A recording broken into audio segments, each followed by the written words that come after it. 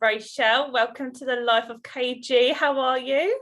I'm good, thank you very much. Having a good sort of week, and although the weather's not great today, embracing the weather, but I'm good. How are you? Yeah, I'm very good, thank you. It's an absolute pleasure to have you on. Thank you. So introduce yourself and tell us what you do. Okay, so my name obviously is Rochelle, and I own Rochelle White Agency, which is a youth and cultural, it's a youth and culture marketing communications agency. So effectively, we work with brands that sit within the lifestyle and consumer sector, and we specialize in helping them build their communications and marketing across the board. So that covers everything from marketing strategy, even down to content creation, to working with influencers, to PR, to paid ads. Been doing that now. It was 6 years a week ago, so I've been doing it 6 years, and I absolutely love it. So yeah. Wow. So we're focusing a lot on PR today, but I actually didn't know you catered for a lot of the other gaps as well. So that's amazing.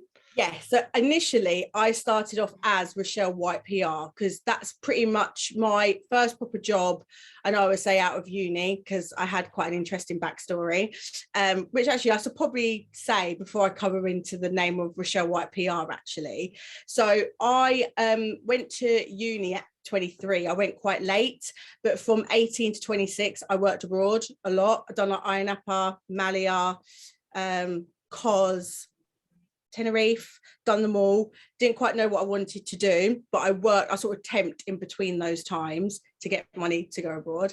And then at 23, I had a bit of an epiphany on the beach in Malia. Everyone around me was sort of like, I'm finishing uni, I've got my first job. And I was like, I can't be doing this at 20 something years old, let alone 30. So then I decided to go to university because I thought what I was doing abroad, I thought was event management, where actually really it was marketing and PR, but obviously more in person because we were classed as street PRs. So went to Northampton University. I done a joint honours degree in event management and fashion retailing. I also had a beauty business on the side, and I was an Avon lady. And then in my final year of uni, I actually went to college for a year to qualify as a hairdresser in MVQ level 2 and 3. So all while running a business and studying twice. It was very stressful, but I done it, got my degree, got my hairdressing qualification. And then my first job after that was PR and press at Skoda for the VW group. Done that for a while. Then I worked at the Foreign and Commonwealth Office, which again was great experience. I got to look after William Hague, Angelina Jolie and Brad Pitt at the time.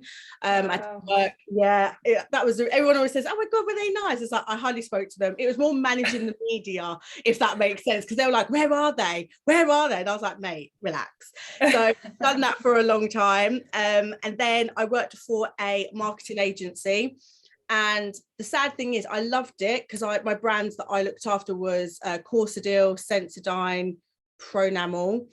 And then I wasn't really learning much while I was there.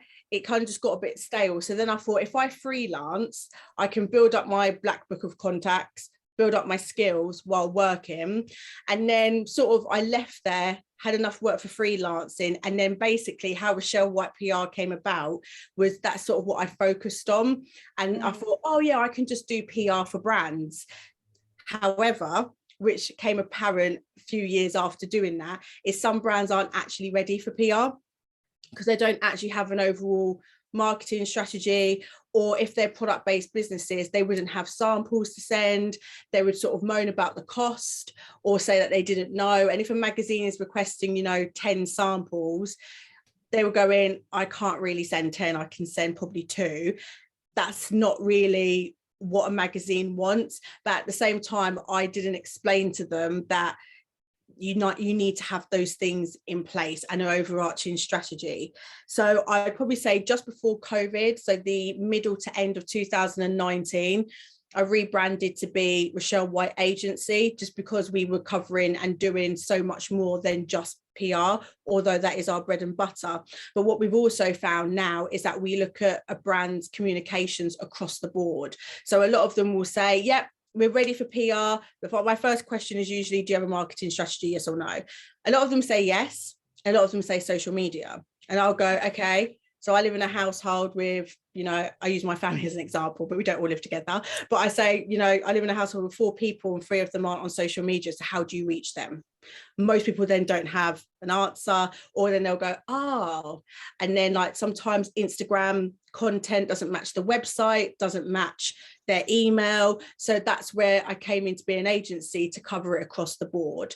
So just to go back to the original point, is you didn't realize I'd done that much. That's how I got to this point, just purely experience and asking questions, and also myself learning along the way. Because a lot of people think they're ready, or they think they just need PR, but really and truly, we need to go all the way back to see what they're actually doing and what's actually happening in their business before we can start to PR them, so to speak.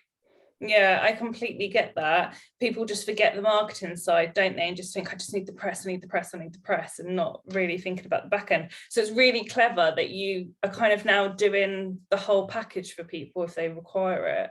Yes.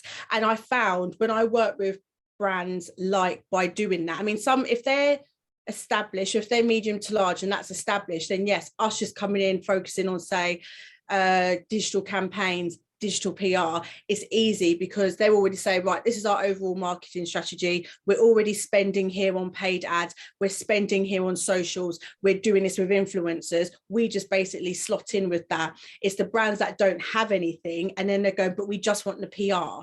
We just want, and I'm like, you're not quite ready. So before I would say yes, now I kind of say no. Or I say to them, I'm probably not going to be the right person for you right now, but I can recommend people that can help. How have you found, from obviously uni, studying, all the other jobs that you had, to then going to create your own business? How have you found that process? Number one, not easy.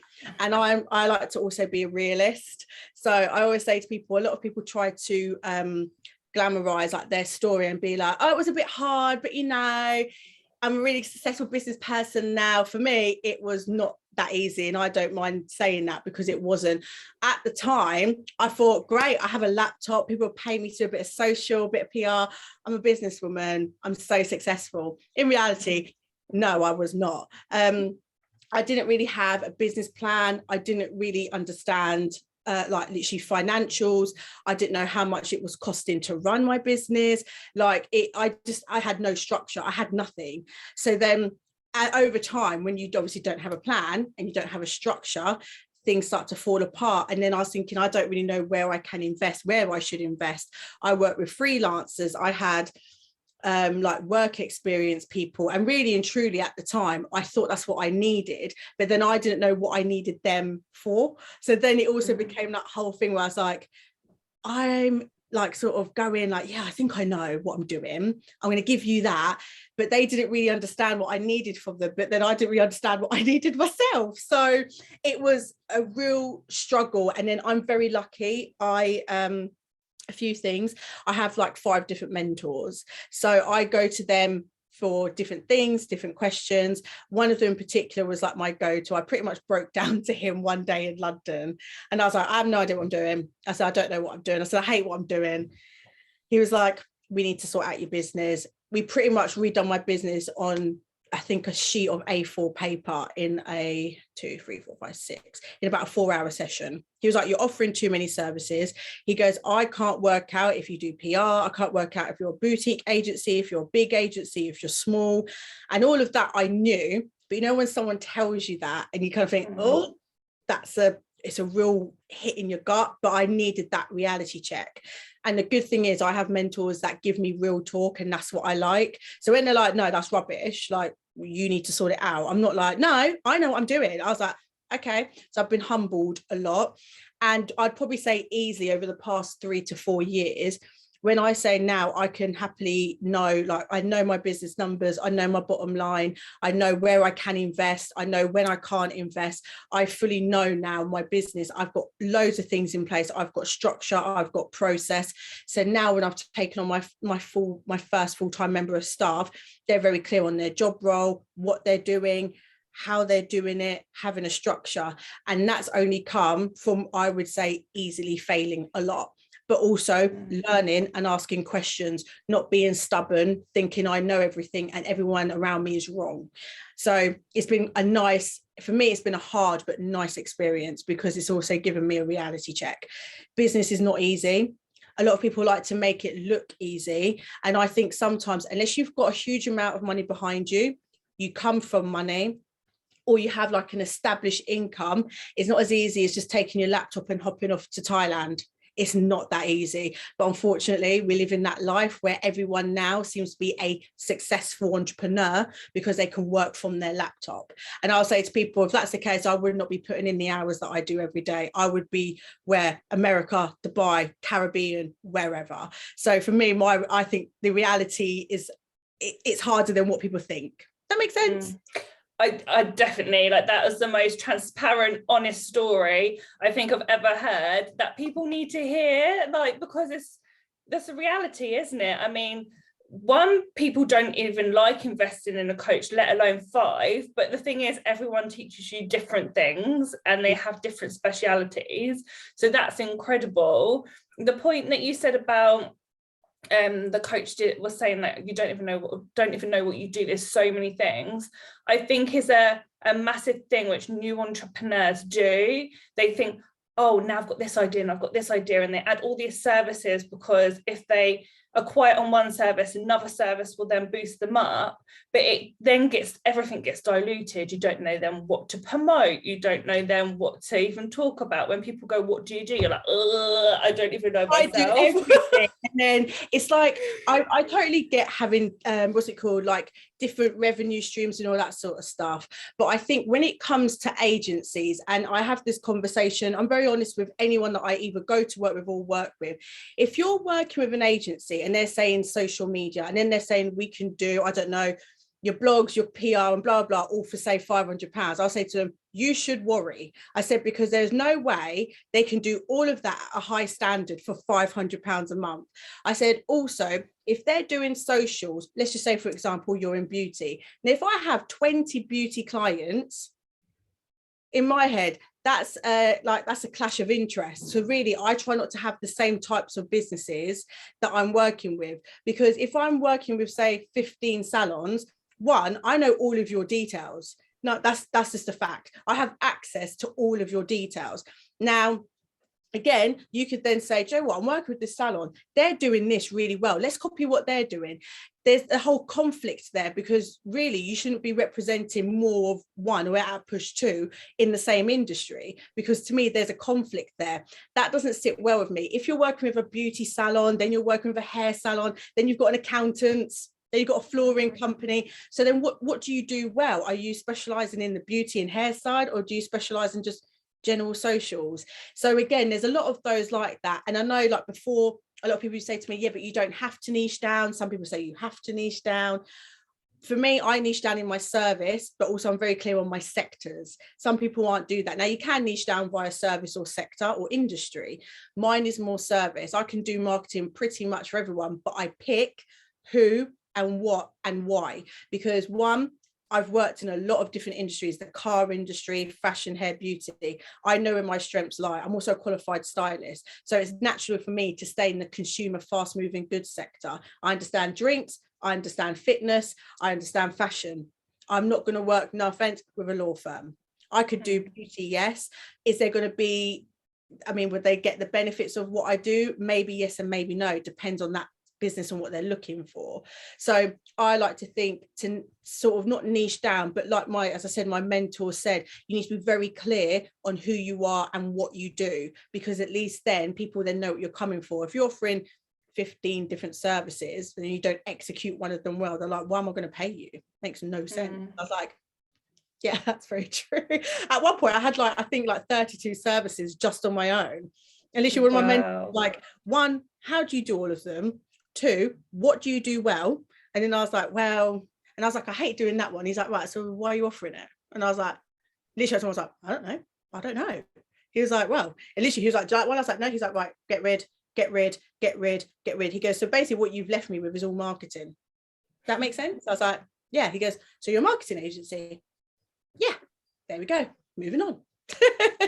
It does really take just someone to just really look at everything, don't it, and just be really brutally honest. You don't need to, oh yeah, you're doing so well, like that's amazing, da, da, da. Like that's not going to progress you. Like you need someone to be really nitty gritty and just tell you the truth. Yeah. And I think I do believe people have to be open to that. A lot of people will sit there and they'll probably say to you, I hear you. Yeah, I get what you're saying. Yeah, I know. But in their head, they're thinking, don't you tell me what to do with my business, because not being horrible, like you don't really know. And you'll probably just like teach me because you think you know. There's people that do that. And then they'll say, coaching doesn't work. Mentors don't work. Programs that I've signed up to don't work, because you don't put in, you're not accepting your responsibility, and you're not accepting, do you know what? These people are all doing something and they're all making money. Now they're doing what I want to do. I should probably listen to something that they have to say. That's how I see it. You take the good bits, you take the bad bits, because the good thing is with any advice or training, you don't have to do everything, but they're telling you stuff that it probably resonates, if that makes sense.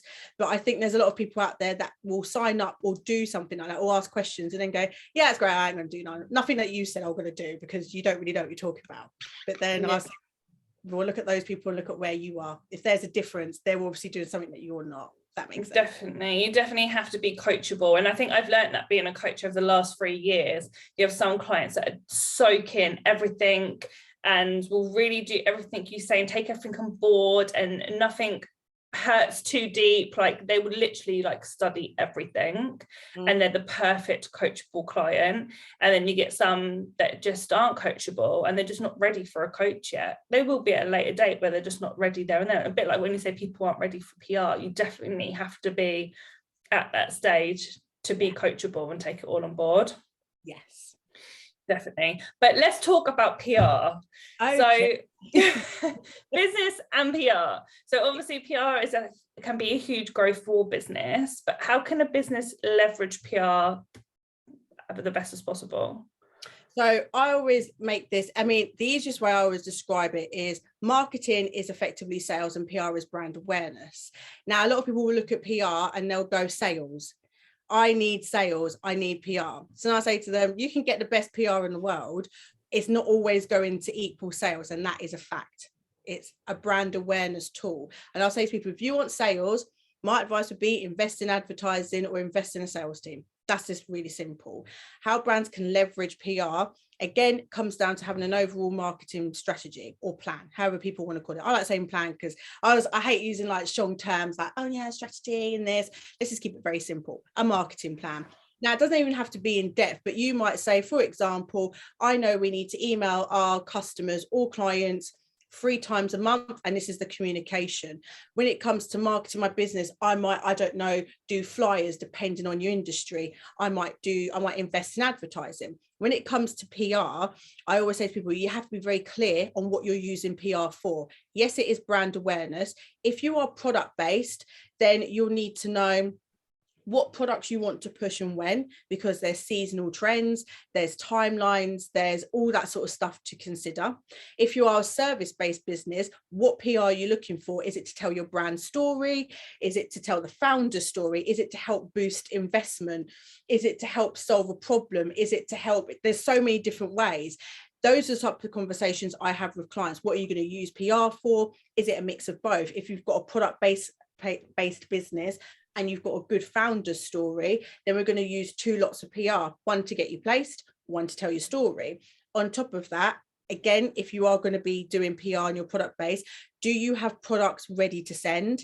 As in, are you PR ready? Do you have your high res images sorted, as in all your assets? So, you know, for example, you've got 1,000 units that you can play with. So whether that's for gifting, sampling, sending to press for photo shoots, a lot of the time, and depending on what the product is, you might not get it back.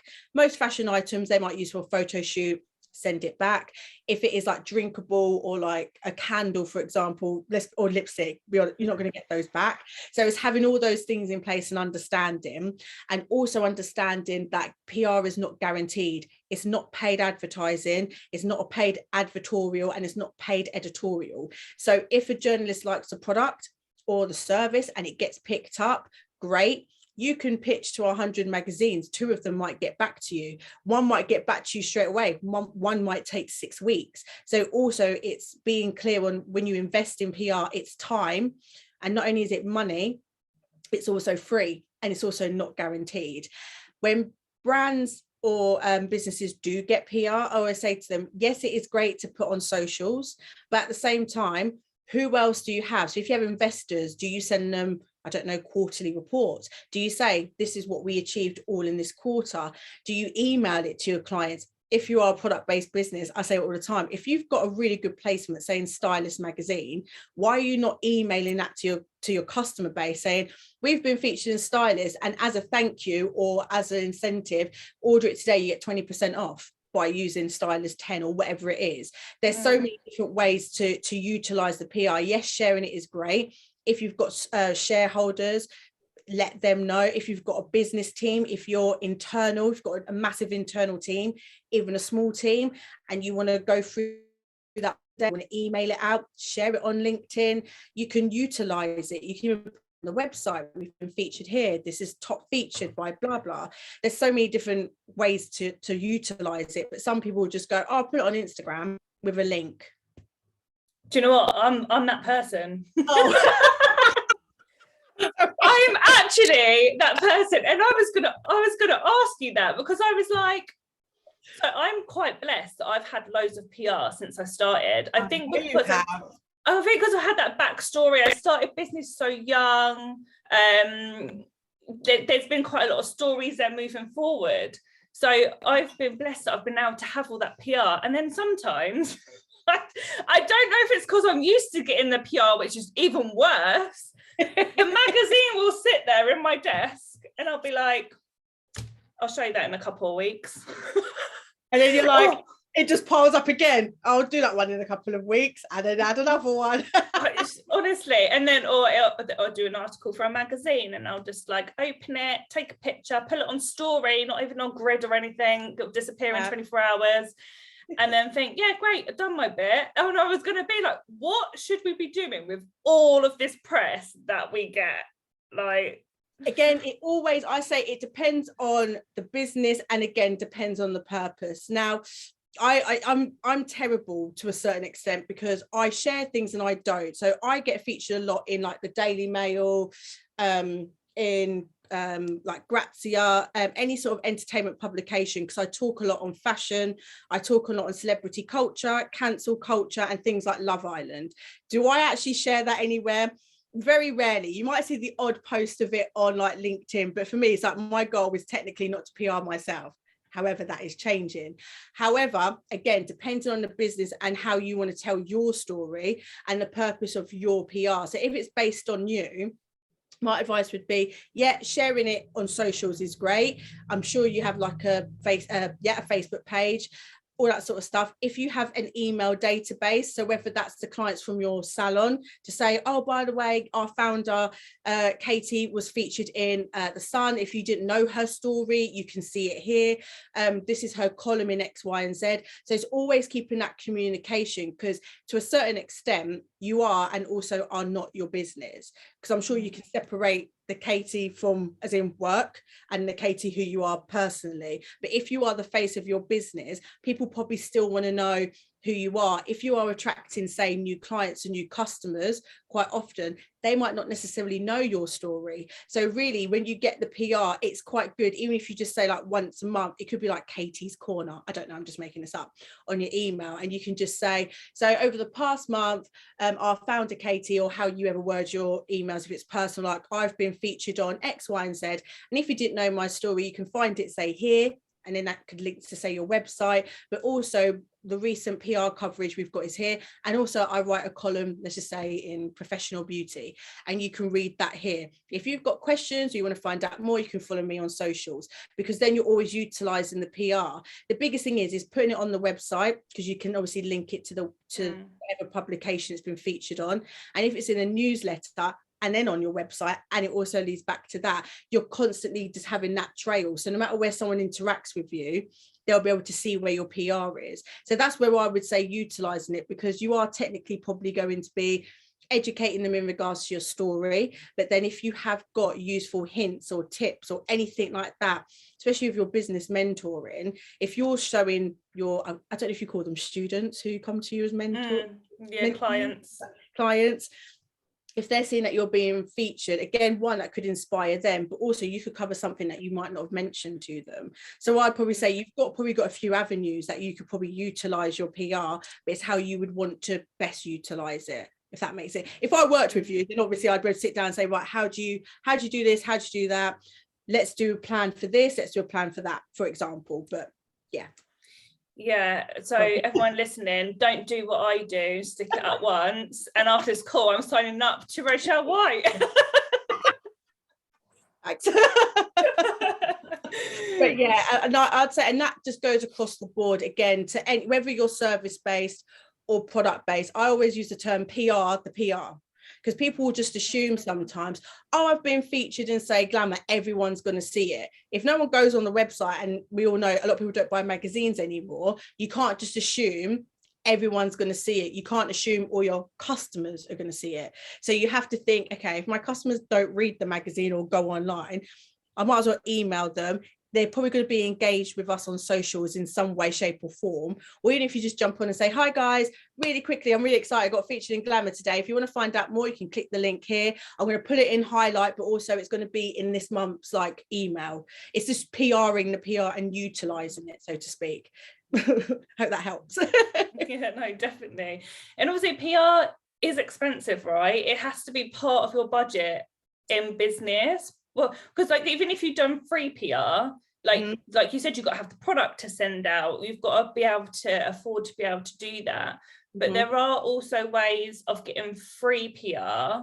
Can you give tips on how they can get free PR? Because I guess free PR, if you can do that and handle it and all your marketing and everything's right, then you could be like, right, the next step is to start paying for a PR agency, would you say? So what I always say, again, I've got a second business which is called PR Source, and in there I try to cover topics like that basically. So what I always say to people, whether you're a startup, a new business, a small business, local or independent, how I see it is that you should have some sort of marketing budget. And the reason I say that is that budget, whether that's to, again, do paid socials, that money is going somewhere. In regards to PR, the best and quickest way is what I say to brands and business owners is you have to invest yourself first. Now, if you don't have the money to pay an agency and you don't fully understand what PR is, you have to also be aware that there are people out there who go, yeah, I'll do your PR for you, no problem.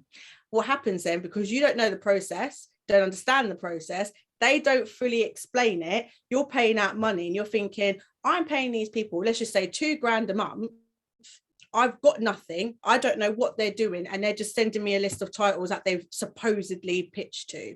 Whereas what I say to people is, if you want to get PR for yourself, schedule out, whether that's 2, 4, 6 hours out a week, make a list of the publications that you want to reach out to, and then understand how those publications work. So for example, if you're product based and you'd love to get into stylist, you should look at like their hot picks. What products do they pick? What price point? If you feel you fit into that, look who writes the article. And then if you can, I always say the biggest and most underused database is Twitter. There's so many journalists on there, and somewhere, shape or form, they either have their email address in the bio, they've either put out a hashtag journal request where they've put their email address, or you can send them a DM. If that's the case, you can say to them, oh, I've got a product that I think is right for your magazine. What's the best way to pitch to you?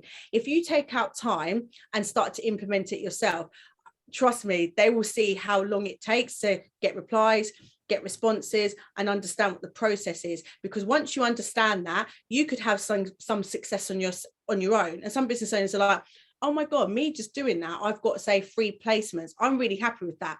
Didn't realize how long it took.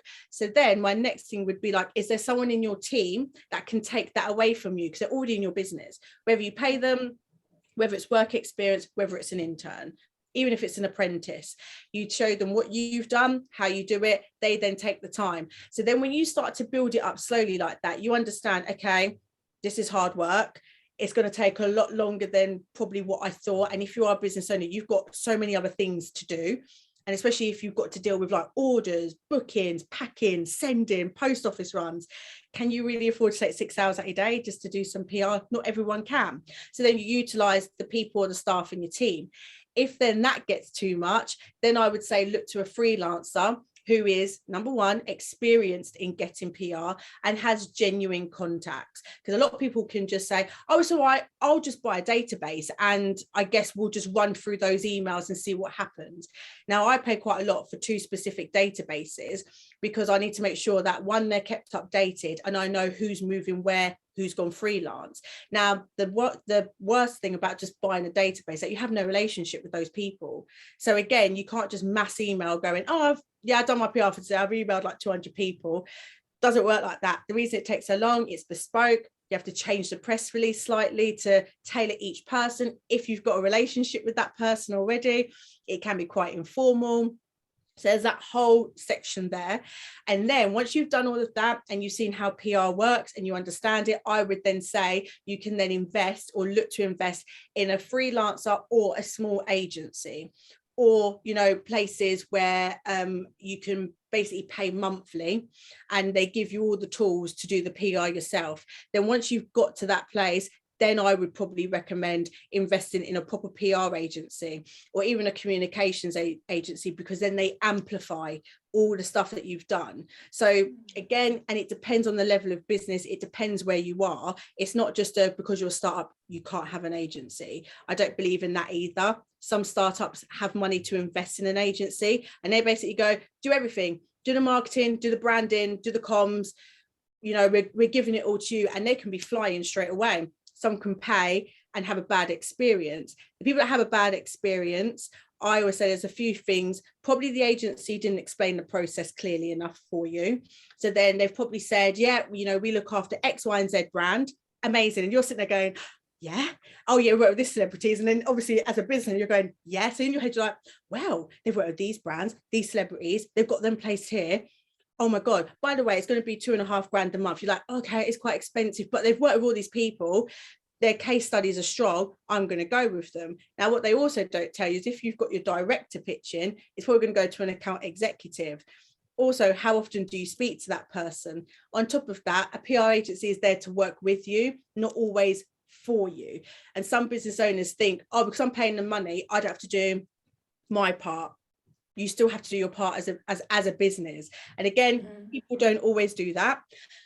So there's a few issues in regards to that side of things. And then when they say marketing doesn't work, PR doesn't work, it's been a poor service, they haven't done this, I haven't seen any results, I always say to them, okay, what did you do to also help that agency? So what was your responsibility in that? On top of that, what did you hire them for? And then a lot of them go, well, to get me PR. I said, right, but what else did you hire them for? To get you PR for what? Build brand awareness, drive traction to the website, increase social following, to work with influencers, to open the door. What was the purpose? Half of them go, well, I don't know, I just wanted sales. And I said, and that's your problem. You've got on the basis that PR is going to drive the sales. Now, yes, a placement can help, but what else are you doing within your business to support the PR that's being done? And again, these are the conversations I have with people and brands, because they don't always know. Now, I'm quite lucky because the people that I do work with now, they understand the process. I know where I fit into their organization. I'm very integrated into their business and their team. Whereas before, I was just like, yeah, I can just do your PR. This is great. But now that I understand, and as I said, I've got a structure and a framework and a process, I ask a lot of qualifying questions before I even say what the cost is and where I can come in and help. Because a lot of the time, the fundamentals are not there. And then people will get frustrated and go, yeah, well, PRs are rubbish, agencies are rubbish, they charge loads of money for crap. But I'm like, you have to have a relationship with them. I said, you have to interview them as much as they interview you. And you should say to them, yes, you've come to pitch to me. Are you going to be working on my account, or is it going to be someone else? If it's someone else, do I get to meet them so they understand me and my business? You can ask them those questions. They might not answer, they might not want to answer, but most people, they do. And then if you think, I don't feel comfortable enough going ahead, or if you've got a bit of a reservation, air them. And if they still don't feel right, then maybe they're not the agency for you. I don't believe in just rushing to sign with someone because they promise you the earth. I promise no one nothing. Because at the same time, it's like we're entering a partnership. You have to cooperate as much as I have to cooperate. I'm not paid to service you, so to speak, that like you're my master and you tell me what to do. We have to work together to make sure that I'm working towards your goals and your business goals, and we're all on the same page. And when people say it doesn't work, it's probably because they didn't have those conversations, or they didn't understand the process. So I would say to anyone looking to outsource or to start on PR, to get free PR, sorry, just to go back to your point, so I feel like I'm waffling. No. To invest time yourself, so you start to understand the process. And if you can, I mean, there's so many different books that you can buy to help you with that. Use Twitter as a database, because number one, it's free, and even if you're not active on there, you can search magazines, publications and writers. If you do have a marketing budget, be very clear on what that is going to cover. So if you do want to invest in PR, no, anyone that says to you they can give you PR in like 3 to 6 months, again, that would be a concern for me, because it's as I said, it's a long-term commitment and relationship. By the time you're getting 3 to 6 months in, you're still starting to understand the brand and everything else. It's not always a quick turnaround. You'll probably be out of pocket. You'll probably be unhappy. You'll probably say PR won't work. So if you have got a budget to outsource, make it a semi-healthy budget. If you are going to work with a freelancer or even an agency, and even if they say it's £500 for a day, be very clear on what that £500 is going to cover, and also who they actually know at publications or who they've worked with, and they've got some sort of solid proof to say, well, we get PR here for ourselves, we get PR here, here and here, usually on a regular basis, depending on the story or the product. If you then do all of that and you're like, I'm ready to take the step, again, be very clear on what you're happy to spend per month, and also be very clear that you're probably going to be signed up for I'd probably say not even 2 years, for a year, to then basically see a true result from the investment that you're going to make. PR can pay off massively, but you have to put the time and effort in. If you want something quick, I would easily say just pay for advertising, literally. Just do social advertising, do Google, and at least then you can track your return of investment. It's very simple. Yeah, it's definitely a long-term investment, isn't it? PR, definitely. Would you say that as well with the smaller companies, PR they see as popularity, and there's a fight because obviously social media influencers, all of that jazz now, like do people just want it for the popularity and not actually for bringing in the business? I think there are some people, sadly, that it's a vanity thing. They sort of have in their head like anything. I've had some people say, oh, this is my competition. Why are they, say, working with Love Island stars, or why have they got 10,000 followers, blah, blah, blah. And I would say to them, majority of the time, there's a plan behind that. And if I look, a lot of the time, they're either with an agency or they're working with a freelancer. Not all, but a lot of the times that they are. In regards to it being popular, yes, everyone wants to have, as seen in. But I always say to them, but again, it all goes back to my question of, well, not my question, what's the purpose of you using PR? Because if it is to build brand awareness, great, that means you have to constantly be seen everywhere, be telling different stories, pushing different products. There has to be a purpose behind it. And it's all good saying, because I'm a consumer, you're a consumer. And as consumers, as awful as it sounds, we are very fickle. If someone says that a hairdresser's in, I don't know, London's been seen in Vogue and is seen in Tatler, you're going to think, oh my God, I want to go there, because if Vogue and Tatler and Red are all saying it's absolutely amazing, and if you go and the experience is poor, they have the team's rude, then you're thinking, well, I just came here because they said it was like, everywhere online said it was amazing. It's a bad experience. So it's all good having that PR, but at the same time, if you're in that kind of, whether it's a product or a service, you have to match sort of what the PR represents. There's no point having that status if you as a business doesn't represent what the PR, if it says, great customer service, I was well looked after, and your experience was completely different, whether that is service or product based, you think, well, how are they getting the PR? In my head, I'm like, they've probably got a very good PR team behind them. In regards to, again, work like the whole influencer and social thing, as I would say, it always goes back down to purpose. Numbers to me, what I would say to people, would you rather have 10,000 people say on your Instagram that hardly interact and hardly buy anything or engage with anything that you share? Or would you rather say have 10 followers that read the articles that you post, that click through to your website, and out of those 10, 2 people buy? And they'll go, well, I'd rather have the people that buy. And I said, right, I said, because from those 2, I said, for all you know, they might have 5 friends. Now, we all know word of mouth. I don't care what anyone says. And I am obviously probably going to contradict myself. Word of mouth is still the best form of marketing, in my opinion, good or bad. But if you've got 2 people that have had good service, like your product or service, what are they going to do? They're going to tell their friends. So if those 5 friends then follow you on Instagram, you've gone from 10 to say 20 followers. So that means, again, you'll then reach another, that means a potential 4 conversions. Whereas if you've got 10,000, they're like, oh, heart, I love that. Are you buying from me? No. Are you booking me? No. Are we getting traction on our website from our socials like that? No. Then again, what's the purpose? It always goes down to the purpose of PR. And yes, it's all good being popular and being seen, but if they don't convert into anything, in my opinion, there's no point. And it is a slow burner, so it's not always going to happen straight away, but if it's done consistently and done right, it will happen. I've had that with clients. I've got one now. We've reached 10,000 followers. When I started working with them, I think they had probably about 5,000, all been organic, and we now engage more with the followers on Instagram and on Facebook.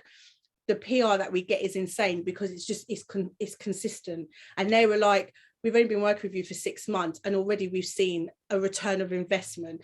And I'll say to people, when it's done right and you work in a partnership, it massively pays off. But people sometimes push the buck and go, no, I'm paying you to do it, you do it. And when it doesn't go right, the first thing they're going to say, you didn't do your job, you didn't do this, I'm out of pocket. Okay, what did you do? What did you do? You can't just assume, just because you're paying someone that it's going to convert for your business. You still have to do the work. I'd say don't look at other people and see them as competition or popularity. Think, what are they doing that we aren't? So if they're our competition, if they're getting PR left, right and centre, we need to do something like that. If their followers are going up, what are they doing that's helping that? And then, again, as I said, keep repeating myself, goes back down to purpose. Yeah, and consistency is key on everything, isn't it? Regardless of PR, on marketing, on your emails. Like we do it when in our coaching, we try and get people to not just think of social and think of email marketing and all the other ways that they can promote their business. And it's like, you can't just do one email and then just expect everyone to be signing up or booking on or whatever it is that you're selling. Like, you have to be so consistent with social. It's like the same days, the same times, like being consistent all of the time. Everything comes down to consistency. And I think with the world being so busy and everyone going into entrepreneurship, you have to do everything so many more times now than what you used to just to be able to get seen once. Yes, do you know what? And I massively don't disagree with you. And like anything, with all your marketing, as you said, whether it's your socials, whether it's paid, whether it's PR, whether it's your email, it has to be consistent. So if you're saying, say, from now until the end of the year, we are going to set up automated emails so that every month, whether it's a new sign up to a newsletter or service, or someone's been with us, we're going to contact them a minimum 2 times. So you just set that up as an automation. So then they know that every month, whether it's the start, the middle, or the end, or after their appointment, or after they've bought something, they're going to get an email communication, because you're already doing more than what you did before. Yes, you get one piece of PR. That's not always going to be the driving factor. Whether it's a big piece, a small piece, a comment somewhere, it's a consistent thing. Everything needs to be consistent. Your socials, whether you post 100 times a day, 2 times a day, keep it consistent. And I would say to people, it's like content creators. Yes, a lot of them live their life on socials. I said, but what do they do every day? And people go, oh, I don't know. I said, they're consistent. They show up every day. You don't get TikTokers that do one video and go, oh, screw it, I can't be asked to do any later tomorrow. They'll probably post 10 times a day, even sometimes doing the same dance, just in a different location. They are consistent. So naturally, they're going to be seen more. They're going to be interacted more because they're being seen. So everything that anyone should be doing with their marketing, with PR, it has to be consistent, because like anything, it is a long-term investment. So whether it's you or whether it's someone else or whether you outsource it, it has to be consistent. Definitely. Can you leave us with any tips for businesses that are starting out, how to create that brand that will help create them PR? Yes. So I would say more than anything, and this is just, again, this is what I've learned and still learning, because I'm still sort of niching down. You don't necessarily have to niche down in specifically what you do, but it could be service, it could be product. But I'd probably say find your niche, be consistent. And in regards to your marketing, don't just think social media. Don't just go, oh, well, everybody else is on Instagram, so I'm just going to go on Instagram. I shared this in one of my other groups the other day. A lot of people don't know that last year and the year before, TikTok was more searched than Google.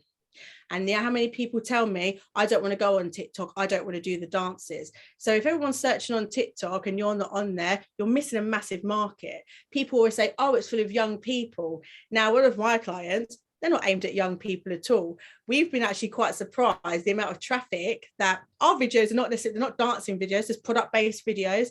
The amount of traction those videos have got, which have led to the website, which has converted into sales through TikTok, is insane. Now people want to knock TikTok. I don't know if it's because, again, people just like, I know what I know and I know what I like. Everyone says Instagram, so I'm just going to stay on Instagram. So I would say if you are starting out, look at the different mediums, understand why you're going to be on those platforms, understand what content you're going to put on those platforms, and don't post the same thing, as in exactly the same thing, on your Instagram, your Twitter, your Facebook, your LinkedIn. Because what I say to people is, if I've read it on Instagram, why am I going to engage with exactly the same post on Facebook, exactly the same post on LinkedIn? Yes, the image can be the same, change the content, because you've got to know your audience, who sits where, what they interact with. So I'd say be consistent, define your social media channels and the purpose. I would say as well, because a lot of people underuse email marketing, invest in email marketing, whether that's once a quarter, once a month, once a day, however you find your business, and it'll be trial and error. If you are going to invest in anything, do your homework, as in why you want to outsource, what your budget is going to be. Ideally, would it be best to keep it in-house or get an apprentice or work experience or an intern? Or if you are going to outsource to a freelancer, ask their credentials, who they work with, where have they placed, who do they know? If you're going to work with an agency, the same thing. Also know that it's probably going to be a 12-month contract. Some do 24-month with a break clause. So be aware of all of that. But my biggest thing is be clear on your purpose of your marketing and your PR. Don't just look at it as, well, everyone says I need to have a marketing plan, someone's going to roughly do one. If your marketing is to drive sales, what are you going to do? So yes, your email, socials can all fit under that. And if you are going to do PR, what's the purpose? Because really your business goals should be aligning with your marketing goals. So I run all my clients based on the financial year and the yearly quarters. And the reason I do that is because I know long lead publications times. I know when Christmas in July happens. I know when pitching is. I know when the short leads run. So I do everything, again, all agencies, everyone works differently. That's just my process. But if you're going to do it yourself, how are you going to run your business? January to December, you're going to do March to March, you're going to do March to April. Figure that out. And then whatever you want to do within that year, you have to break it down. Right, so this month we want to get 5 publications. The purpose of that is because we want to let our customers know our products are amazing. Where do we want to be seen and how? And we have to be consistent. So for that next quarter, we're going to dedicate 24 hours over that period to focus on PR, and then do it that way. So be consistent, have a purpose. Don't just focus on socials, but have a purpose and goal for your socials. If you're going to outsource, have a healthy budget and understand what that looks like, and do your homework. They'd probably be my 5 things I would say. So I hope that sort of is clear. Wow, I feel like I've had a whole PR coaching session for the last hour, and I'm sure everyone listening to this will feel the same. It's been so knowledgeable. Thank you. Oh, well, you're very welcome, and thank you very much. It's really weird because I'm really not a person that's like, oh my God, I know so much on this. I literally just talk, and I try and think of anything that basically I feel like people should know, so to speak. It's very easy, I think, to get, like, we all know, as you said, the world is very, you know, there's a lot of noise everywhere, and people sometimes overpromise and underdeliver, or they guarantee something, or they don't explain what they're really doing. But I think people should be very aware of, if you're going to part with your money, because it's your hard-earned money, you need to be clear on why you're spending it, where you're spending it, and what the result is going to be. Because the amount of people that always say, I don't like marketing experience agencies, I don't like PR, I've had a bad experience, it's usually because they either didn't understand what they were signing up for, they didn't do their part, or the agency or person that they're working with didn't explain. And that's usually what it comes down to. A lot of the time it's people not always taking accountability for their side and not asking the questions that they probably should have asked. But that's not everyone. It's sometimes just both parties, or it could just be a bad mix. Yeah, definitely. I'm going to put all of your links in the show notes, but where can people reach out to you? So the quickest way, easiest way would, I'd always say, like Instagram, like my DMs, because that can be at Rochelle White Agency or rochelle.white.rwa. They can also reach out to me via my website, and the email address on there is just newbusiness@rochellewhiteagency.com. Yeah, that is a .com. I love a LinkedIn link or connection, whatever they call it. So again, everything's just sort of like Rochelle White, basically. Yeah. So I'd like to think anyone can reach me sort of anywhere and whatever is convenient. I check, and I've obviously now got my member of staff, we check all socials all the time, emails all the time, and we pretty much get back to everyone. Even if it's not straight away, we always make sure we get back to everyone. And also, just another push, I've got a second business called PR Source, which is PR and then SAUCE, which is just a free group on Facebook where I basically try and take all this knowledge that I've got and plonk it in there. It's all free, it's not a selling page, there's no hidden agenda, because I have to make that clear. It's it's just a free group, and then from there, if people did want consultancy or anything like that, there are options, but that's not the point of the group.